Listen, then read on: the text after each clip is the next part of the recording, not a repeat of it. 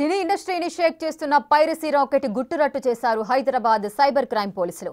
పైరసీలకు పాల్పడుతున్న ఓ నిందితుడిని అదుపులోకి తీసుకొని విచారిస్తున్నారు. అసలు అతడు పైరసీ ఎలా చేశాడు? పైరసీలో అతనికి ఎవరైనా సహకరించారా?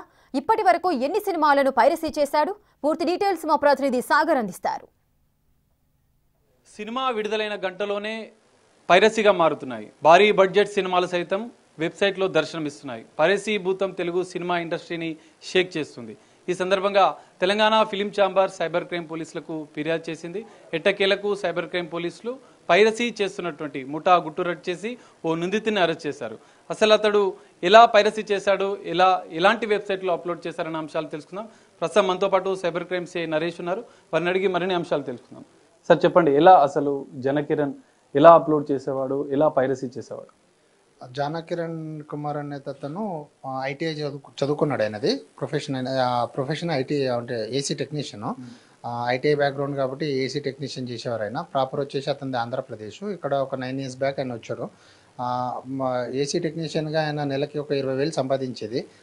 ఎట్లా మళ్ళా సోర్స్ ఆఫ్ అంటే ఎట్లా పెంచుకోవాలనే థాట్లో ఉండగా ఆయన ఎక్కువ బ్రౌజ్ చేస్తాడు అన్న సోషల్ మీడియా ప్లాట్ఫామ్స్ ఎక్కువ బ్రౌజ్ చేస్తారు కాబట్టి అట్లా ట్విట్టర్ అనేది బ్రౌజ్ చేస్తుంటే నాకు ఒక మీమ్ లాంటిది కనబడింది.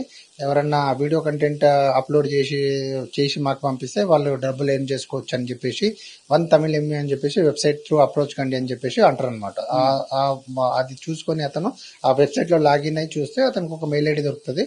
దాంతో కమ్యూనికేషన్ అయిన తర్వాత టెలిగ్రామ్ యాప్లో చాట్ చేసిన తర్వాత ఇట్లా న్యూలీ రిలీజ్డ్ మూవీస్ ఏదైనా వస్తే దాన్ని వీడియో రికార్డింగ్ చేసి అప్లోడ్ చేసి పంపిస్తే మేము అమౌంట్ పే చేస్తామంటే అతను దానికి అలవాటు అయి చేస్తుంది. ఫోన్ కెమెరాసేనా, ఇంకేమైనా ఇతర ఎలక్ట్రానిక్ గాడ్జెట్స్ వాడేవారా? థియేటర్లకు వెళ్ళి రికార్డ్ చేసేవాడా? ఇంకా ఎలా ఎవరికైనా సహకరించారా ఇతను మొబైల్ హై అండ్ మొబైల్స్ ఉంటాయి కదా, ఆ అప్లికేషన్ అంటే దాంట్లో ఒక స్టాండ్ బై అప్లికేషన్ వేసుకొని దాంతో రికార్డింగ్ చేసేది మూవీస్. అతను అంటే వేరే క్యామ్స్ ఏం వాడకపోయేది, మొబైల్ తోటి రికార్డింగ్ చేసేది. థియేటర్కి వెళ్ళి స్క్రీన్ రికార్డింగ్ చేసేది అనమాట. మూవీ ప్లే అవుతుంటే ఆ రికార్డింగ్ చేసి దాన్ని అప్లోడ్ చేసేది ఆవిడ. థియేటర్లలో నిఘా ఉంటుంది, వాళ్ళు అబ్జర్వ్ చేస్తూ ఉంటారు. కానీ ఇంత ధైర్యంగా ఎన్ని సినిమాలు అసలు ఇప్పటివరకు రికార్డ్ చేశారు? ఇప్పటివరకు మన ఇన్వెస్టిగేషన్ అయితే 40 movies వరకు వీడియో రికార్డ్ చేశాడు ఆయన. అంటే ఈ మొబైల్స్ అనేది అతను పైన సెట్ ప్యాకెట్లో పెట్టుకోవడము, లేకపోతే పాప్కార్న్ డబ్బా ఉంటుంది కదా ఆ గ్లాస్ లాగా దాంట్లో పట్టుకొని మొబైల్ తోటి రికార్డింగ్ చేయడము. ఆ అప్లికేషన్ వాడతాడు కాబట్టి మొబైల్ షేక్ అయినా కానీ వీడియో అనేది స్టాండర్డ్గా అంటే స్టాండ్ బైలోనే వస్తుంది. సో అట్లా అతనికి ఏ విధంగా డౌట్ రాకుండా మొబైల్ని మూవ్ చేయకుండా అట్లా అంటే ఎవరు అబ్జర్వ్ చేసినా కానీ మామూలుగా మొబైల్ పట్టుకున్నాడని లేకుంటే జేబులో పెట్టుకున్నాడని ఆ రకంగా ఉండేటట్టు ఆయన డౌట్ రాకుండా చేసేది. కొత్త సినిమాలు అంటే గంటల్లోనే విడుదల చేసి వెబ్సైట్లలో వస్తున్నాయి. సో ఇతను అంటే ఫస్ట్ డే అనేది టార్గెట్ ఏమైనా వీళ్ళకు ఉంటుందా? ఎట్లా? ఖచ్చితంగా ఫస్ట్ డేనే చేయాలా వీళ్ళు. రిలీజ్ అయిన డేనే మూవీ అనేది వెబ్సైట్లో అప్లోడ్ కావాలి కాబట్టి మాక్సిమం ఫస్ట్ డేనే వీళ్ళు రిలీజ్ అయిన డేనే టికెట్స్ అన్ని బుక్ చేసుకొని వాళ్ళకి అంటే అనుకూలంగా ఉన్న థియేటర్స్లో అనుకూలంగా ఉన్న సీటు అంటే రికార్డింగ్ మంచిగా రికార్డింగ్ చేయాలి కాబట్టి వీడు చూసుకొని సెలెక్టెడ్ సీట్లో బుక్ చేసుకొని అంటే బుక్ మై షో కానీ ఇంకా వేరే అప్లికేషన్స్లో టికెట్ బుక్ చేసుకొని వెళ్ళి థియేటర్కి వెళ్ళి రికార్డ్ చేసేది. థియేటర్ ఉద్యోగుల పాత్ర కానీ థియేటర్లకు సంబంధించిన ఎవరైనా సిబ్బంది ఇతనికి సహకరించినట్లు ఏమైనా మీరు దర్యాప్తులో గుర్తించారా? లేదండి, ఇప్పుడు ఇతను వీడియో రికార్డింగ్ చేసేది మాత్రం జానకిరణ్ కుమారే. అతనే చేస్తున్నాడు, అతనే కంటెంట్ అనేది సేల్ చేస్తున్నాడు, అతనే ఏం చేస్తున్నాడు అమౌంట్. ఎన్ని వెబ్సైట్లు ఇతనికి అంటే టైఅప్ ఉన్నాయి, ఎన్ని వెబ్సైట్లకి ఇతను అమ్మాడు, ఎంత డబ్బు ఆర్జించాడు? ఇతనుకున్న వెబ్సైట్ ఏంటంటే OneTamilME అని చెప్పేసి అది ఒక వెబ్సైట్ మాత్రమే మనం ఇప్పుడు దాకా ఐడెంటిఫై చేసినాము. ఇంకా వేరే వెబ్సైట్స్ ఏమన్నా ఉన్నాయనే కోణంలో కూడా ఇన్వెస్టిగేషన్ చేస్తున్నాం. ఎన్ని సినిమాలు ఇతను ఇప్పటివరకు పైరసీ చేశాడో అందులో ప్రధానంగా అంటే మెయిన్ సినిమాలు భారీ బడ్జెట్ సినిమాలు ఉన్నట్లు కూడా తెలుస్తుంది. ఇప్పుడు దాకా 40 movies వరకు రికార్డింగ్ చేసినట్టు మనకి ఆయన ఫోన్ అనాలిసిస్ చేస్తే తెలిసిందే.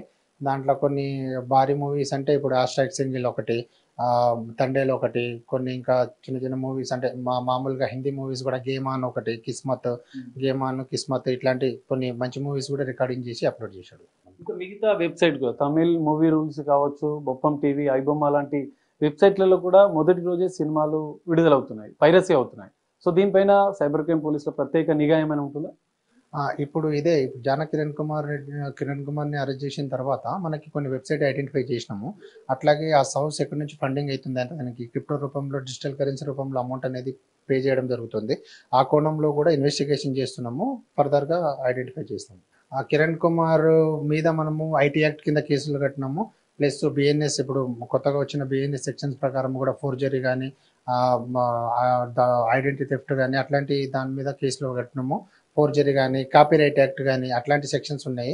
ఈ సెక్షన్స్ అన్ని కలిపితే కూడా దాదాపు ఒక సెక్షన్కి 10 years వరకు పనిష్మెంట్ ఉంటుంది. కాబట్టి ఇప్పుడు ఎవరైనా పైరేటెడ్ మూవీస్ చేసి రిలీజ్ చేయడం, ఎవరికైనా సేల్ చేసి అమౌంట్ ఏం చేసుకోవాలనుకున్న వాళ్ళు టైమింగ్ వాళ్ళకి కొద్దిగా అమౌంట్ వస్తుండొచ్చు, కానీ వాళ్ళు మాత్రం పనిష్మెంట్ మాత్రం కఠినంగా ఉంటుంది అనేసి చెప్పడం జరుగుతుంది. సో ఇది పైరసీ చేస్తే ఖచ్చితంగా కఠిన చర్యలు తీసుకుంటాం. జనకిరణ్ అనేక సినిమాలను పైరసీ చేశాడు. ఇప్పటికే ఆ వెబ్సైట్ల తెర వెనుక ఎవరున్నారన్న అంశాలపైన కూడా దర్యాప్తు కొనసాగుతుందని చెప్పి సైబర్ క్రైమ్ పోలీసులు చెప్తున్నారు. ఎవరైనా పైరసీ చేస్తే కఠిన చర్యలు, కఠిన చట్టాలు అమలు చేస్తున్నామని చెప్పి కూడా సైబర్ క్రైమ్ పోలీసులు చెప్తున్న పరిస్థితి కనిపిస్తుంది. కెమెరామెన్ సంజుతో కలిసి Sagar, big TV, Hyderabad cyber crime నుండి.